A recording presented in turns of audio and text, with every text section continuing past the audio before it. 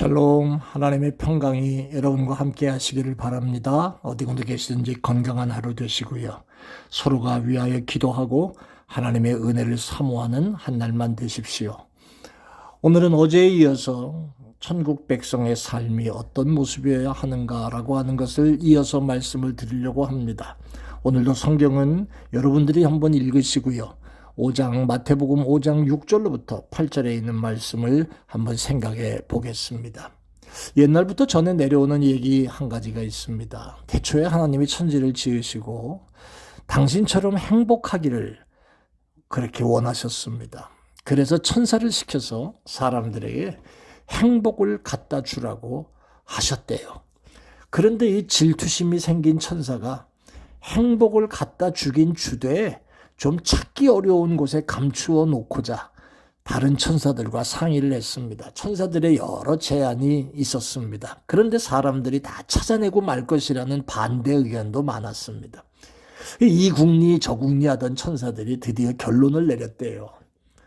사람은 그저 자기의 머리와 재주만 믿고 설치고 사는 걸 좋아하니까, 그러니까 그에게서 가장 가까운 자신의 마음 속에 하나님이 말씀하신 행복을 숨겨 묻어두자. 그러면 쉽게 찾아내지 못할 거야. 그 천사들이 하나님이 갖다 주어라 하시던 그 행복을 사람들의 마음에 묻어두었다는 이야기입니다. 하나의 우스운 얘기요, 흘러나오는 이야기지만 뭔가 교훈하고자 하는 메시지가 있지 않습니까? 여러분, 행복은 우리 마음에 있다는 거지요. 어제 천국 백성의 삶이 어떠해야 하는가라고 하는 것을 말씀하면서 저는 오늘 또 다른 말씀 두세 가지만 지적하려고 합니다. 천국 백성은 어떤 사람이에요? 의에 줄이고 목마른 사람입니다. 6절에 의에 줄이고 목마른 자가 복이 있나니 저희가 배부를 것이며. 여러분, 여기서 배부르다고 하는 거는 그냥 밥 잘 먹고 육신의 배를 두들기는 그 배, 그 만족감, 그거 아닙니다. 삶의 만족을 의미하는 말입니다. 삶의 만족을 누리고 계시나요? 여기서 의는 율법의 의도 아니고요, 바리새인들이 말하는 자기 자신의 의로움도 아닙니다. 의롭게 살겠다고 율법만 먹으면 율법주의자가 되지요. 율법으로는 자기도 남도 의롭게 할 수 없고요, 정죄와 다툼만 있잖아요. 오늘 성경 본문의 원문에는, 6절의 원문에는 의라고 하는 단어 앞에 정관사가 붙어 있습니다. 한국말로 따지면 그 의라고 하는 뜻인데, 그 의가 바로 뭐냐 하면 예수 그리스도를 통해서 우리에게 주시는 하나님의 의라는 거예요. 여러분, 이 말씀을 이해를 돕기 위해서 로마서 3장 21절과 22절은 이렇게 말합니다. 이제는 율법 외에 하나님의 한 의가 나타났으니 율법과 선지자들에게 증거를 받은 것이라. 곧 그리스도 예수를 믿음으로 말미암아 모든 믿는 자에게 미치는 하나님의 의인이 차별이 없느니라. 바로 예수 그리스도가 의가 되신다는 거예요. 그런데 이 예수 그리스도가 아무나 누리는 의가 아닙니다. 모든 사람이 누릴 수 있도록은 주셨지만 아무나 누리고 세상 말로 개나 소나 다 누리고 알기만 하면 되는 그게 아닙니다. 이 의는 진정한 목마름이 있는 자가 아니면 누릴 수가 없습니다. 얼마나 인간의 완악과 율법의 정죄와 세상의 유혹이 강한지 웬만한 갈망으로는 누릴 수가 없습니다. 우리가 목숨을 걸고 예수를 나의 주로 높이고, 목숨을 걸고 보혈을 믿고, 목숨을 걸고 세상 것을 배설물처럼 버리고, 목숨을 걸고 예수를 선택하고 십자가에 나를 못 박고 나를 부인하지 않으면 그 의가 나의 축복이 되지 않습니다. 그래서 가짜는 절대 예수를 못 믿습니다. 가짜는 절대 은혜 가운데 살지 못합니다. 목사도 장로도 권사도 모습은 목사, 장로, 권사 같아도 가짜는 절대 주님을 제대로 말할 수 없고 주님을 제대로 섬길 수 없습니다. 천국은 진짜만 갈 수 있는 곳이잖아요. 사도 바울처럼 세상 것을 배설물로 여기고 예수만 갈망하는 여러분들이 되시기를 주의 이름으로 축원합니다. 또 하나, 천국 백성은 7절에 보니까 긍휼히 여기는 자라고 하는 말씀을 주셨습니다. 긍휼히 여기는 자는 복이 있나니 저희가 긍휼히 여김을 받을 것이미요. 이 긍휼은 자비를 의미하는 엘레오스라고 하는 단어에서 나온 말입니다. 용서하고 동정한다라고 하는 의미입니다.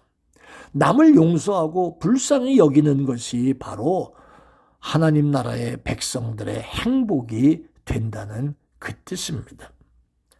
그래서 마태복음 6장 14절에서 15절에 예수님께서 너희가 사람의 과실을 용서하면 너희 천부께서도 너희 과실을 용서하시려니와 너희가 사람의 과실을 용서하지 아니하면 너희 아버지께서도 너희 과실을 용서하지 않으시리라 라고 말씀하십니다.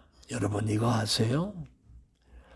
성령 받으면 비판하고 따지고 지적하는 것보다 불쌍히 여기는 마음이 더 앞섭니다.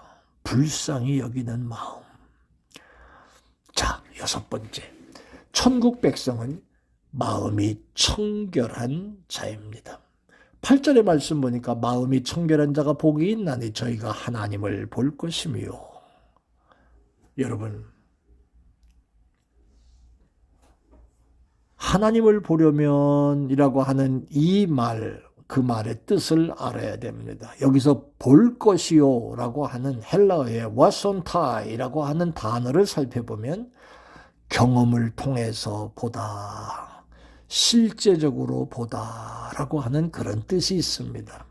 그러니까 하나님의 임재를 통하여 느껴지고 체험하는 그런 보는 그런 모습입니다. 마치 태아가 어머니 모태에서 엄마의 얼굴 모습과 엄마의 그 모습을 볼 수는 없지만 엄마의 모태 안에서 어머니를 느끼고 엄마가 주는 양분을 먹으면서 배 안에서 자라는 것 같은 그 마음, 우리 마음의 행복감으로 임하시는, 눈으로 볼 수 있는 하나님 아니지만 우리가 함께 하시는 하나님을 체험하는 그 하나님을 지금 말씀하는 거지요. 그러니까 그게 하나님의 임재라는 거예요. 고로 하나님의 임재는 최고의 행복이지요.